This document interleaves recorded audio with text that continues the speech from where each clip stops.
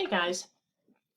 So I'm not going to take long. I'm not going to go into much detail with dialogue. I just wanted, in case, so my younger class, I think, have a choice. My older class, you'll have to use dialogue somewhere in one of your paragraphs. So I just kind of wanted to go over the punctuation. You have a sheet in your binder that goes over punctuation a little bit, and especially if you have two speakers. So let me just very quickly go over dialogue, and then we will practice some more and do some more activities in class.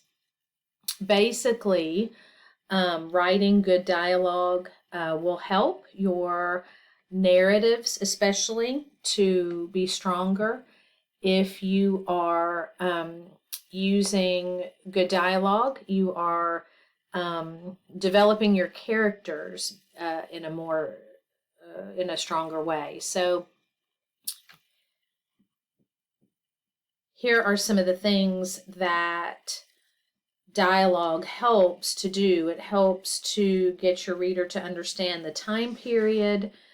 Sometimes it helps your reader to understand, like, geographically where your characters are from. Dialogue helps your reader understand your character's personality, maybe even the educational background, according to how your characters are saying what they're saying. And then it also adds to the plot of the story. When you're talking about what the characters are doing and as they are speaking to one another, it's helping your readers to understand what's actually going on in the story. So good dialogue is very beneficial. So here are just a couple of little tidbits to remember. When your characters are speaking, try to get them to sound different from one another. That way your reader can differentiate, okay, this is so-and-so speaking, this is so-and-so speaking. Don't go on and on. Remember, when we speak, usually we don't go on and on. We don't ramble. You don't want to ramble when you're using dialogue. Remember that our speaking style is usually less formal, so we can use contractions where we sort of talked about a week ago. We don't want to use contractions like in essays or reports. You can use contractions when you're using dialogue. And don't forget to describe nonverbal cues as well. So if someone is shy, you can describe their eyes being downcast. If someone is blushing, if you have sweat dripping from a brow, that means your character is nervous. So you can have the talking, the dialogue, as well as nonverbal cues. Those are every bit as important. Okay, how to punctuate. This is kind of why I wanted to do this. So, of course, the double quotation marks are going to set off what is coming out of somebody's mouth word for word. So you have a couple of examples there. If the quotation is first, then you'll either use a comma or a question mark or an exclamation mark. So here are a couple of examples. I love writing narratives. Notice we have the comma, and then this part of the sentence is basically who is saying it and how they're saying it. And so we also need a punctuation mark here because that's the end of the sentence. Excuse me. Do you love poetry? Notice the question mark there. Asked Sam, and then we have to have the period at the end of the main part of the sentence. It says use commas to set off a quote no matter where it is in the sentence. So here's just another example of a statement. Here is where we have the person speaking as first, And then you always want to use a comma to set off the quotation, which would be second. So Jed stated, the game is far from over, period, quotation. Be sure that all of your punctuation marks are within the quotation marks. So that means that you would type here, you would type the period first, then the closed quotation mark second. And then this is when you've got your quote separated into two sections, okay? And you've got commas here and commas there.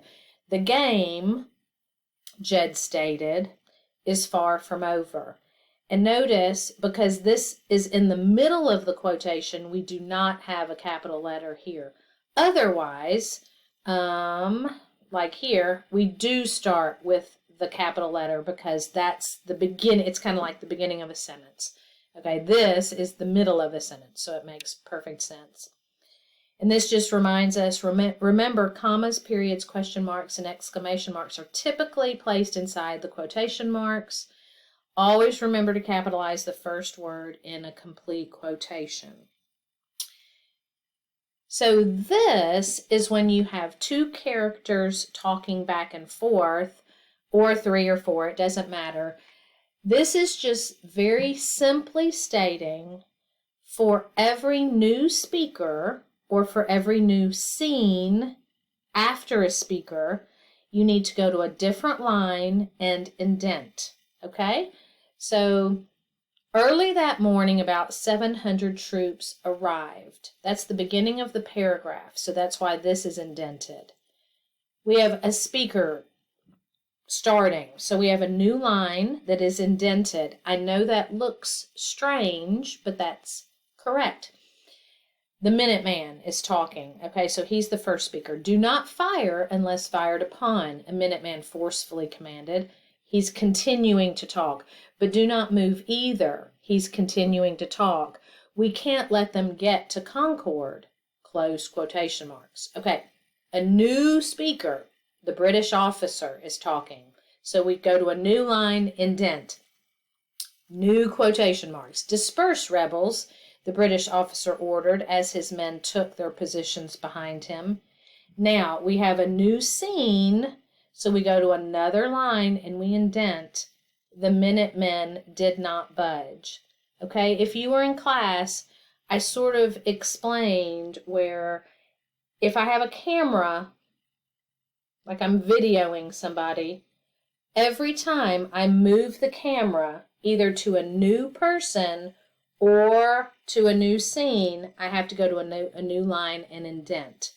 Okay, so the Minuteman, then the British officer, and then the camera panned out to the Minutemen. Okay, so again, it looks strange, but it won't look strange once you practice it over and over again.